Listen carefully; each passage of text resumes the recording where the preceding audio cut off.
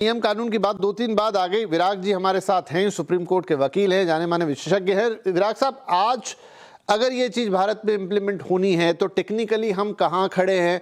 क्या ये कंपनियां स्वतः ऐसा करेंगी, या जैसा आशुतोष जी ने कहा कि एग्जीक्यूटिव ऑर्डर से ही ये काम हो जाएगा, या आपको नियम बनाने पड़ेंगे, या संसद से कोई बिल पास करना पड़ेगा? हम इसको टेक्निकली आगे लेकर कैसे जा सकते हैं?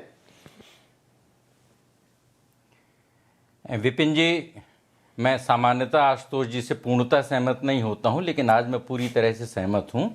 और अपनी बात शुरू करने से पहले मैं आचार्य रामचंद्र शुक्ल को बताना चाहूँगा। उन्होंने बोला था, जीवन का सौंदर्य विरुद्धों के सामंजस्य में है। दो विरोधी चीज़ों का सामंजस्य वो साहित्य और जीवन का बड़ा सौंदर्य होता है। इस विषय में मैं 3 बड़े विरोधाभासों को बताऊँगा और उससे पूरी स्थिति स्पष्ट हो जाएगी। जैसा आशुतोष जी ने बोला कि एग्रीगेटर हैं ये लोग, कुछ भी नहीं करते हैं, जिसको कानून की भाषा में इंटरमीडियरी बोलते हैं। और इंटरमीडियरी की कोई लायबिलिटी इसीलिए नहीं होती क्योंकि कुछ नहीं करता है, लेकिन वो इंटरमीडियरी दुनिया की सबसे बड़ी कंपनी बन गए हैं। इसका मतलब कि बगैर कुछ किए बन गए हैं, तो वो कर रहे हैं अगर कुछ, तो इंटरमीडियरी नहीं है। और अगर जो कर रहे हैं तो उस पर फिर वो शेयरिंग या टैक्स क्यों नहीं देते हैं? ये पहला विरोधाभास है। ये दुनिया के लिए सबसे बड़ी चुनौती की बात है कि इंटरमीडियरी अगर कुछ कर रहा है तो उसका सेफ हार्बर प्रोटेक्शन खत्म होना चाहिए, और कुछ नहीं कर रहा है तो आमदनी कहाँ से होनी चाहिए? ये पहला विरोधाभास है। दूसरा विरोधाभास, हमारी एआई की कॉन्फ्रेंस, जो हमारी एआई की कॉन्क्लेव हुई, जिसको हमने बड़ा सक्सेसफुल बताया, लेकिन वो जो एआई की कॉन्क्लेव है और पूरे भारत में जो हम एआई की जो क्रांति ला रहे हैं, ये बेसिकली हमारे कानून व्यवस्था, रूल ऑफ लॉ और आईपीआर का एक हम उसको दफना रहे हैं। क्योंकि एआई का मतलब ये है कि हमारे जो कॉपीराइट्स, पेटेंट या जो हमारी आईपीआर की व्यवस्था है वो पूरी तरह से ध्वस्त हो गई है। ये दूसरा विरोधाभास है। और तीसरा विरोधाभास सरकार का है कि सरकार पिछले कई सालों से, मैं बताऊंगा किस चरणों में, कि बोलती होना चाहिए, हम करेंगे, लेकिन किया क्या? मुझे नहीं लगता है कि पिछले 15 सालों में या 10 सालों में या पिछले 6-7 सालों में कुछ भी हुआ है। सिर्फ करने की एक हम डिटर्मिनेशन करते हैं। अब हम इस पूरे प्रकरण को 4 हिस्सों में बांटें। 2013-14 में, ये कोई नई बात नहीं है, बहुत पुरानी बात है। 2013-14 में दिल्ली हाई कोर्ट में केंद्र सरकार ने हलफनामा दिया था और बोला था कि इन कंपनियों के कारोबार पे हम टैक्स लगाएंगे। और दूसरी बात आई थी बच्चों के सोशल मीडिया के नियमन के बारे में, क्योंकि फ्रांस और ऑस्ट्रेलिया 2 देश हैं जो दोनों काम एक साथ कर रहे हैं और भारत दोनों कामों में नहीं कर रहा है। तब 2013-14 में पहली बार बात आई थी। दूसरी बात आई थी 2019 के चुनावों के पहले, जब ये बात आई थी कि इन कंपनियों के ऊपर किस तरीके से इनके रेवेन्यू शेयरिंग टैक्स लगना चाहिए, सेफ हार्बर की सुविधा खत्म होनी चाहिए। और उसके बाद ट्विटर पे बड़े पैमाने पर उठापटक हुई, पार्लियामेंट्री कमेटी ने भी इस बारे में एक्शन लिया। फिर जब 2021 में ऑस्ट्रेलिया ने इस बारे में जब एक्शन चालू किया, तो भारत में भी इसमें काफ़ी सारी बातें चालू हुई, लेकिन सिर्फ बातचीत ही होती रही। अब अगर हम अपने डिजिटल पब्लिक इंफ्रास्ट्रक्चर डीपीआई को देखें और साथ साथ हो रही घटनाओं को देखें, तो जब हम हाईवे बनाते हैं तो हाईवे में लोगों से टोल टैक्स लेते हैं, लेकिन हमने इतना बड़ा डीपीआई बनाया, रेवेन्यू शेयरिंग को सिर्फ हम कंटेंट क्रिएटर के साथ शेयरिंग के मत रखें।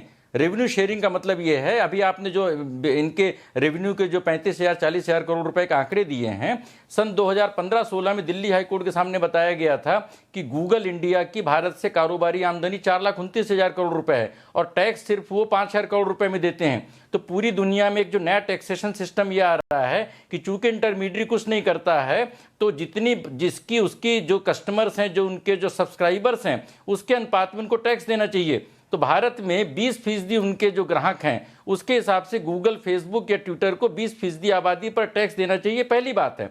दूसरा, आप कुछ नहीं करते हैं, आप पब्लिकेशन हाउसेस का, मीडिया का, उनका कंटेंट लेते हैं, आपको उनको टैक्स देना चाहिए। इंक्लूडिंग हर आदमी कंटेंट क्रिएटर है। जो फेसबुक में कुछ लिख रहा है वो कंटेंट क्रिएटर है, और उसकी वजह से फेसबुक की पर कैपिटा उनकी वैल्यू बढ़ रही है। तो मुझे लग रहा है ये बड़ा विषय है।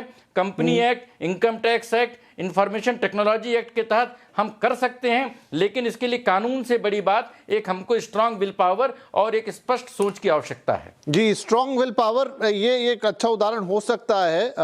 हर्ष जी, जब ऑस्ट्रेलिया में ये बात आई थी तो गूगल ने उसका विरोध किया था, मेटा ने उसका विरोध किया था। गूगल ने तो यहां तक कह दिया था कि हम ऑस्ट्रेलिया छोड़ देंगे, तो ऑस्ट्रेलियाई सरकार का साफ कहना था आप छोड़ के जाइए, हमको कोई फर्क नहीं पड़ता। मेटा ने शुरुआती दिनों में खबरों को दिखाना बंद कर दिया था, क्योंकि एल्गोरिदम तो उनके हाथ में है। उन्होंने कहा कोई बात नहीं, मत दिखाई और अंततः उनको झुकना पड़ा सरकार की स्ट्रॉन्ग विल के आगे। क्या हमको भी अब इन कंपनियों को थोड़ी आंखें दिखाना जरूरी है? नहीं, निश्चित तौर पर इसमें कोई किंतु परंतु नहीं है, लेकिन थोड़ा सा जिसको कहते हैं ना कि मैं विराग जी से सहमत हो जाता हूं, आज थोड़ी सी कुछ चीजों पे असहमति। देखिए, जब हम ये सब कह रहे हैं तो हम इस सरकार की सबसे पहली आलोचना होनी चाहिए, और पता नहीं सरकार की करेंगे या इन कंपनियों की करेंगे जो अपने देश के हैं, कि आज तक हमारी कोई कंपनी कोई भी पब्लिक प्लेटफॉर्म नहीं क्रिएट कर पाई। अगर आप यहां से करेंगे तो बात थोड़ी शायद ठीक से समझ में आएगी। गूगल पर, मेटा पर, एक्स पर या इस तरह के यूट्यूब जितने भी हैं, उन प्लेटफॉर्म पर पहली बात तो मेरा ये मानना है कि ग्रीवांस से आगे जाकर जो टैक्स की बात कर रहे हैं, उनकी कंपनी का पूरा काम ही यहीं से होना चाहिए। जैसे मान लीजिए कि मैं यूट्यूब चला रहा हूं, तो मुझे अमेरिकी यूट्यूब के लिए क्यों उत्तरदायी होना पड़े, पहला तो यह है। दूसरा यह है कि जो हम कह रहे हैं कि भारत में अगर हमारे पास प्लेटफॉर्म नहीं, उदाहरण के लिए सिर्फ मैं एक आंकड़ा देता हूं, जब कोविड का समय था तो लगभग 8,300 करोड़ रुपए ये भारतीयों की कमाई हुई। अब आप ये कह सकते हैं कि हम तो भाई कंटेंट का करते हैं, कंटेंट को हमको पैसा मिलना चाहिए, ये बात सुनने में तो बड़ी अच्छी लगती है, लेकिन जो लोग ज्यादातर, जिनको आप इंडिपेंडेंट कह लीजिए, जिनको आप नए ये यूट्यूबर्स की, क्रिएटर्स की जमात कह लीजिए, इनको तो पैसे ही नहीं मिलते थे। और अभी लेटेस्ट अगर कहें तो करीब करीब इंडियन जो क्रिएटर हैं उनको 21,000 करोड़ रुपए मिले हैं। फिर से मैं दोहरा रहा हूं, 21,000 करोड़ रुपए इंडियन क्रिएटर को सिर्फ यूट्यूब ने दिया है। तो आज के समय में जब गवर्नमेंट अलग अलग तरह के चैलेंजेस से जूझ रही है, अलग अलग तरह की एम्प्लॉयमेंट इशू हैं, अलग अलग तरह की चीजें हैं, तो उसमें इसको भी आप एकदम से खारिज नहीं कर सकते। एक चीज जो मुझे लगता है जो तुरंत करना चाहिए, अभी भी यूट्यूब हो, एक्स हो या जो भी है, उसने अपना रेवेन्यू शेयरिंग मॉडल नहीं अभी तक डिस्क्लोज किया है। कुछ भी क्लैरिटी नहीं है। कोई कहता है 1 लाख पे 1,000 रुपया, कोई कहता है ये व्यू है, फिर अलग अलग आरपीएम, मतलब वो अलग अलग है। उसकी एक क्लैरिटी, कोई तो एक मॉडल सामने आए, हमें पता हो कि ठीक है ये है, उसमें इतना अगर आया, या हमारा डैशबोर्ड ही आज तक बन जाए कि जिसका डैशबोर्ड है उसको तो पता हो कि कितने रुपए उसको मिल रहे हैं।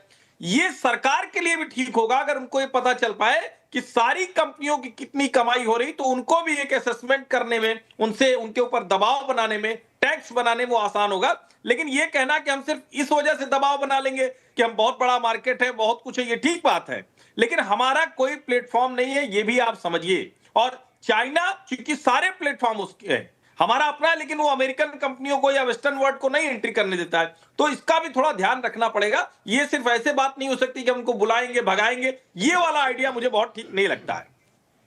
जी हाँ, विराग साहब कुछ कहना चाह रहे हैं। देखिए हर्षवर्धन जी, बड़े संयोग की बात है कि एक ऐसी बात के साक्षी हैं कि 2017-18 में हमने एक रिप्रेजेंटेशन दिया था वित्त मंत्री निर्मला सीतारमण को, और उसको 5 लोगों ने दस्तखत किए थे। देश के मूर्धन्य 5 लोग जो स्वदेशी से जुड़े हुए थे। उसमें के एन गोविंदाचार्य थे, उसमें राम बहादुर राय जी थे, उसमें बासवराज जी पाटिल थे, और 2 और लोग थे उसमें। और उसमें हमने उस समय 10 कंपनियों के 20 लाख करोड़ की आमदनी का विवरण दिया था, और हमने कानूनी प्रावधान दिए थे कि इनके अनुसार इन पर आप टैक्स लगाना चाहिए, टैक्स की वसूली करनी चाहिए। अभी सुप्रीम कोर्ट के चीफ जस्टिस ने व्हाट्सएप के बोला कि आप डेटा शेयरिंग नहीं करेंगे। 2016 से व्हाट्सएप, इंस्टाग्राम और फेसबुक आपस में डेटा शेयरिंग कर रहे हैं। हमें और आपको जीवन के रोजाना हर चीज में जीएसटी देनी पड़ती है। डेटा का जब कारोबारी इस्तेमाल करते हैं वो जीएसटी नहीं देते हैं।